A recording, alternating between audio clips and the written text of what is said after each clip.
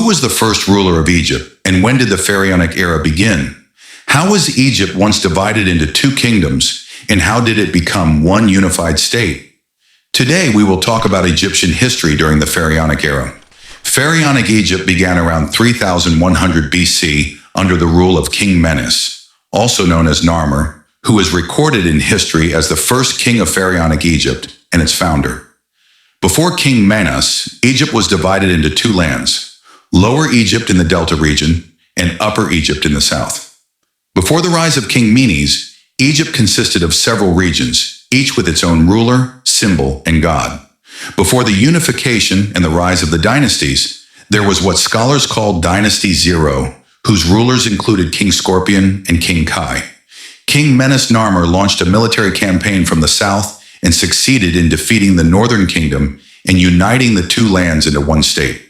He also combined the two crowns, creating the double crown made from the white crown of the south and the red crown of the north. He founded the city of Memphis to serve as the administrative and political capital of the country, marking the birth of the first unified Egyptian state. By unification, we mean one single state, not two separate kingdoms. Through this, we learn that ancient Egypt was once divided into two independent kingdoms. Now let us mention the kings of the first dynasty: King Narmer Menes Hor-Ahajer, Jet Queen Mernith, Denanejib, Simerket Ka. And now we begin with the story of King Menes Narmer, the first king of the first dynasty. He came from the city of Thebes, which is modern-day Luxor, and he was the unifier of the land. What is the mystery behind the name Narmer? Narmer is the contemporary name of the king, found carved on monuments and stone inscriptions, and it means the striking catfish or the fierce catfish. Menes is the name mentioned by ancient historians such as Manetho and Herodotus in later king lists. It means he who endures, or the established one. Most archaeologists today agree that Narmer was the king's real name, while Menes was an honorary title given to him later in recognition of his role in establishing and stabilizing the Egyptian state. His famous royal titles included King of the Two Lands, referring to Upper and Lower Egypt, Bearer of the Two Crowns because he united the white crown of the south and the red crown of the north into the double crown, the vulture of the south and the cobra of the north, symbolizing the protective deities of the two ancient kingdoms. His achievements: creator of the oldest political document, the Narmer Palette.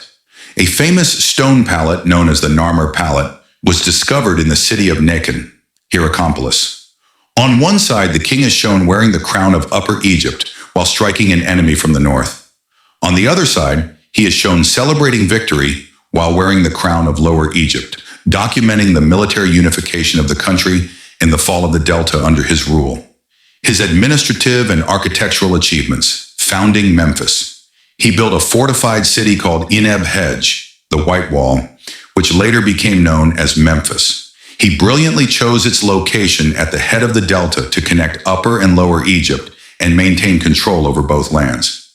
Changing the course of the Nile, historical accounts, such as those of Herodotus, state that he ordered the Nile River to be redirected and marshlands drained in order to create safe land for building the capital city of Memphis. The first population census. Archaeological evidence suggests that the numbers of people and livestock were recorded during his reign, making it one of the earliest documented census systems in history. His legendary end.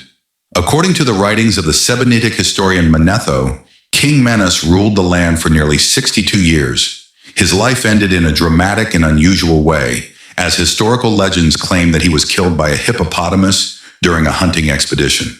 And this, dear viewers, was the story of King Menes Narmer, the first king of the first dynasty and the unifier of Egypt. I hope you enjoyed the video and stay tuned for the next episode, where we will talk about the life of King Hor-Aha, the second king of the first dynasty.